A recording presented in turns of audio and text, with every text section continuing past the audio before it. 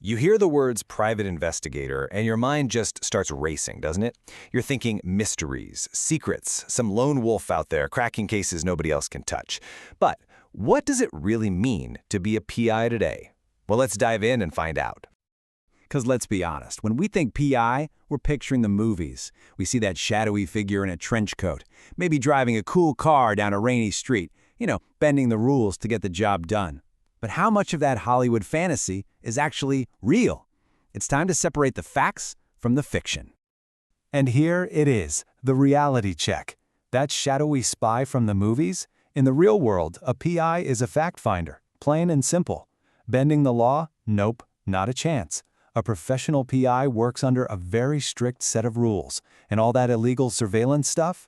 Real PIs use ethical and lawful methods. See, the goal isn't drama. It's just about finding the truth. So let's look beyond that trench coat and really define what it means to be a modern professional in this field. Who is a private investigator in the 21st century? Here's the heart of it all. A PI is a trained professional. They're not some kind of vigilante. They get hired by private clients. We're talking regular people, big law firms, major corporations, for one single purpose: lawful truth-seeking. And listen, those two words, lawful and truth, they're the whole game. A PI's entire reputation is built on them. And the kind of work they do? It's incredibly varied. For the legal world, they're crucial for things like finding witnesses or checking if a claim is legit. For families, they can bring some peace of mind, maybe by finding a missing loved one or doing a simple background check. And for businesses, PIs are on the front lines, investigating fraud or doing the homework before a big company merger. Now, to handle all of that, you can't just be a good observer. A PI needs a whole toolkit of different skills, and it's probably a lot more diverse than you think. Everything starts with the fundamentals. You have to know your job inside and out. You've got to understand all the different types of cases you might run into. And most important of all, you have to live and breathe the ethical and legal rules. That's the foundation for everything.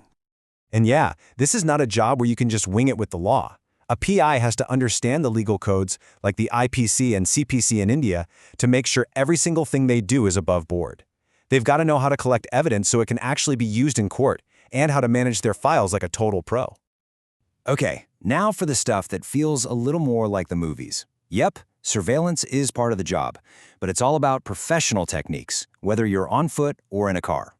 And it's not about being intimidating, it's about careful observation. On top of that, you need killer interviewing skills, and you have to be a master of all the latest tech and tools of the trade.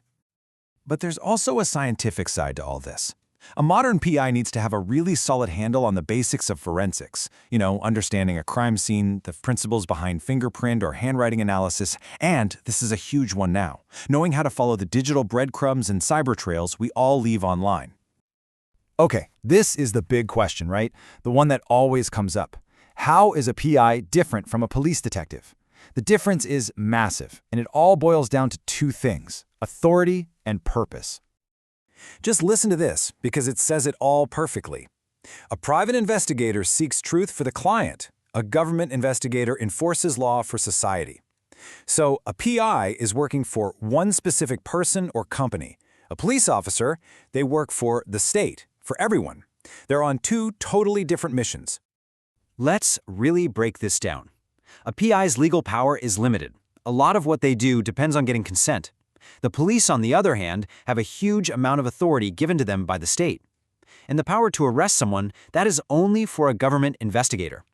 At the end of the day, a PI finds facts to support a case, while the police enforce laws to build a prosecution. So if a PI doesn't have police powers, what keeps them in line? Well, that's where the code of ethics comes in. And trust me, these rules are absolutely non-negotiable. This is the rulebook for the entire profession. Think of it like this. Ethics are the backbone of this whole job. Without a rock-solid ethical core, the profession would just crumble. Ethics are what make sure an investigator's work is legal, that their findings are credible, and that clients can actually trust them with really sensitive stuff. It's everything. And these principles are the PI's true north. First up, legality. Always operate within the law, and never ever pretend to be a cop. Second, confidentiality. Whatever a client tells you is sacred. Third, honesty and integrity. You report the facts, period. No making things up, no exaggerating. Fourth, objectivity. You have to stay neutral no matter what your personal feelings are. And finally, respect for privacy. You always find the quietest, least intrusive, lawful way to get the information you need. All right, so you get the reality, you know the skills you need, you understand the ethics. What if you actually want to do this? How do you get started? Let's walk through the steps to becoming a PI, specifically in India. The first thing you've got to know is that in India, there isn't one single national PI license. It's all handled at the state level. It mostly comes down to getting verified by the local police and going through the normal business registration process. So the path is actually pretty clear. It all starts with getting professional training to learn the ropes. Then, you decide on your business structure and get all the standard registrations. After that comes the key step. You apply for police verification or an NOC. And to seal the deal, you submit a legal document, an affidavit promising you will always operate within the law. And just to make sure this is crystal clear, let's go over the hard lines, the things a PI absolutely cannot do. They have zero authority to arrest or detain anybody. They can't illegally tap phones or hack into someone's accounts. They can't trespass or use force. And they must never, ever impersonate a police officer or interfere with an official police investigation. Those boundaries are bright red lines. Wow. You know, a quote like this really elevates the profession, doesn't it? It takes it way beyond the stereotypes. The PI is a bridge. In a world that's so full of doubt and murky information, they're the ones who build a path from suspicion to verified fact, from a simple allegation to real, solid evidence. And that brings us right back to where we started. It was never about the trench coat. The real question is about integrity. It's about a deep-seated commitment to finding the truth, the right way. So after hearing what it really takes, you have to ask yourself, could that person be you?